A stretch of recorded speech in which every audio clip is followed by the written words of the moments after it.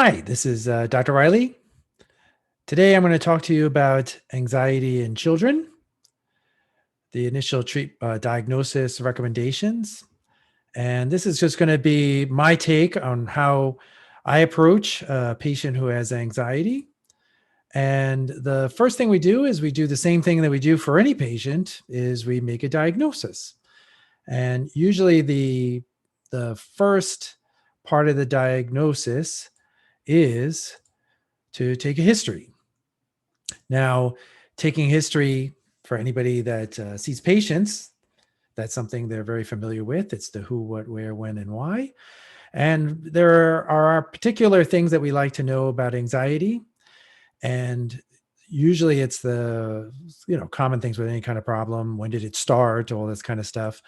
But really for me, especially since I'm a pediatrician and I see kids, I really want to know a lot of the basics because I think that a lot of the basic kind of problems actually cure, probably 80% of all the people who have issues related to anxiety and things like that. So, anybody that has seen me knows that I talk a lot about nutrition and what they're eating.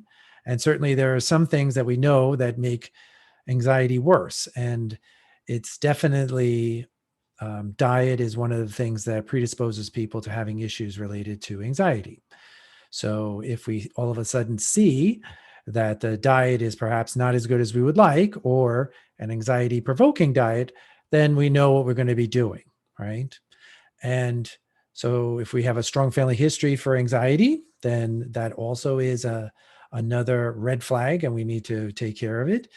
If we see someone who's sedentary, we know that sedentary people are much more prone to anxiety. So we try to assess whether or not the patient is willing to change that.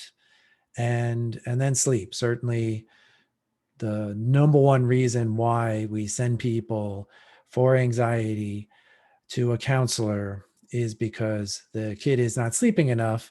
And perhaps we have, as a society, not really educated our kids and our parents as to the importance of sleep. And then as Americans, we know that we are not all not sleeping enough. And then, when you see the doctor, they do this little thing called a physical, and we check to see if there's anything that we see that could be predisposing someone to have anxiety. So, for example, if we see that they have an enlarged thyroid, that's a very typical doctor kind of thing to diagnose that all of a sudden we find that they're hyperthyroid. And it's not that they're nervous about anything that's coming up. It's because they have hormone problems. And this is actually very well known for doctors that all these kinds of problems can predispose people to have anxiety, for example.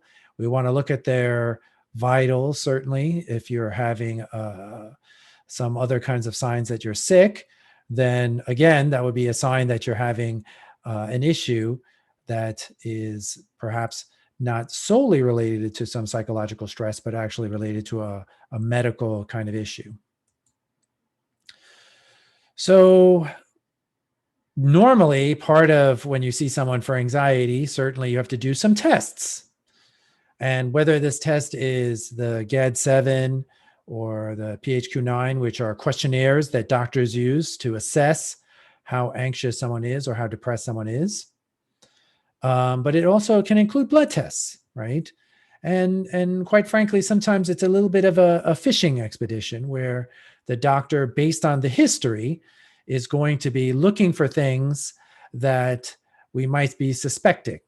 So, for example, if everyone in the family has a history of anxiety, then we might look for some of these genetic abnormalities that predispose everyone to anxiety. And then we would have a plan that is appropriate for that person and a lot of times that family, because that's a very common occurrence where all of a sudden we diagnose the kid and all of a sudden the poor parents know what to do for themselves.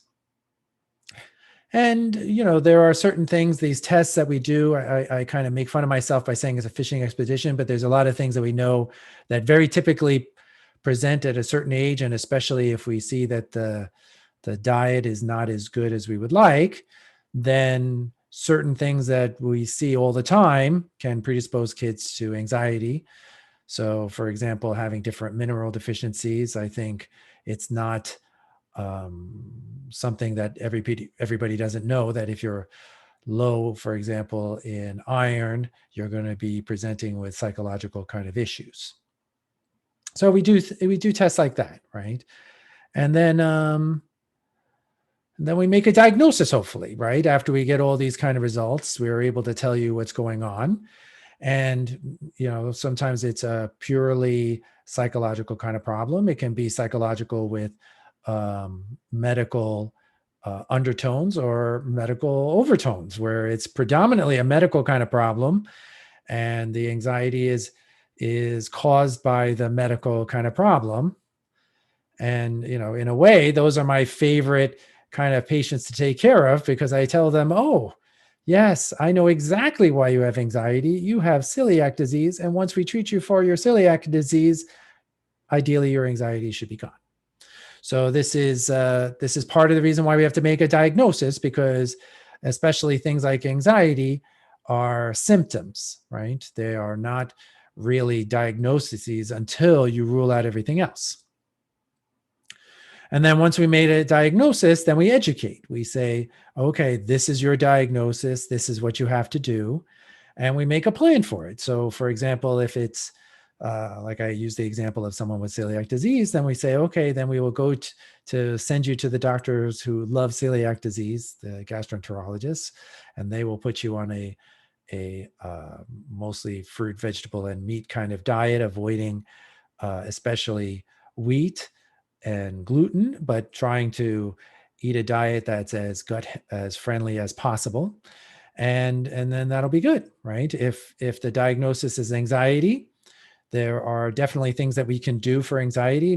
The cure for anxiety usually is to go to see someone and talk to them and learn how not to be anxious.